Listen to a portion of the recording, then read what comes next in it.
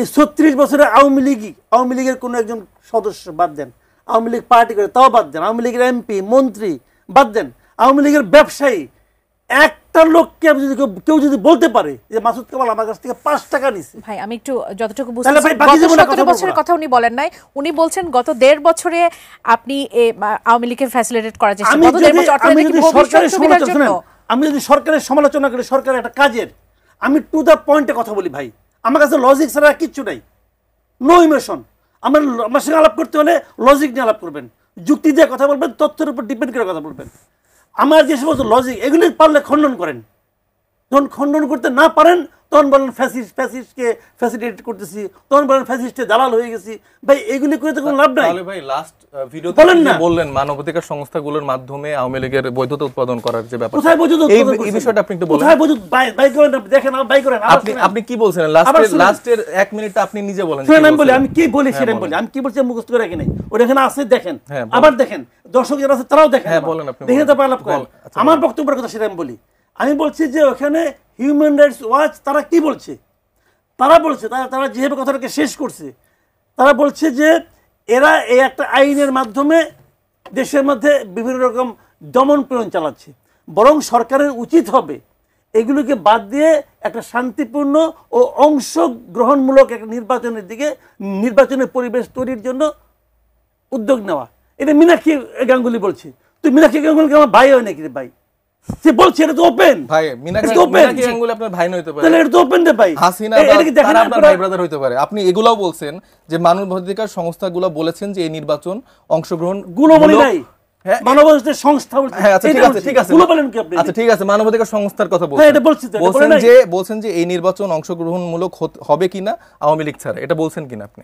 হ্যাঁ আমি কি বলছি আমার খেয়াল নাই, আমি যেটা বলছিলাম আপনি বলছেন যে ডক্টর ইউনূস আমাদের ইমেজকে কোথায় নিয়ে যাচ্ছে, হাসিনা সরকারের সাথে, মানে আপনি ইউনূস সরকারকে সমর্থক বলছেন। না উনার এই আমলটাকে আপনি তার সাথে সমর্থক এবং তার সাথে একই বলছেন, এটা ওরা বলছে। এই যে দেখছেন পয়েন্ট এটাই যে উনার কোনো কথা না, উনার কথা হচ্ছে বিভিন্ন মানবাধিকার সংস্থার কথা, বিভিন্ন লোকের কথা, এটা সে 40 মিনিট ধরে এই কথাগুলো অন্যের কথাগুলো ডেফিনেটলি আপনি ডে 1 থেকে অভ্যুত্থানের পরে আপনি দেখেন তার যে ক্রাইটেরিয়া, সেভাবে সে আস্তে আস্তে স্লোলি এই মতামতটাকে গ্রো করতেছে। এনসিপি গণ অধিকার পরিষদ নাকি এনসিপি বিএনপি নাকি এনসিপি জামাত, কোনটি আসলে হতে যাচ্ছে? আসলে দেখুন না, মানে আমরা বর্তমানে আসলে ব্যস্ত আছি আমাদের সাংগঠনিক কাজকর্ম নিয়ে।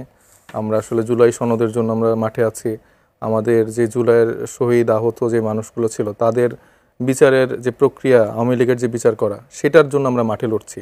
এখনই আসলে নির্বাচনের কোন জোটে যাব কি যাব এরকম আলাপটা আসলে আমরা বলতে চাই না। তবে নির্বাচন যত সামনে আসবে এই আলাপগুলোও উঠবে। এরকম আমাদের যারা রাজনৈতিক লিয়াজুর টিম আছে তারা বিভিন্ন রাজনৈতিক দলের সাথে কথা বসছে।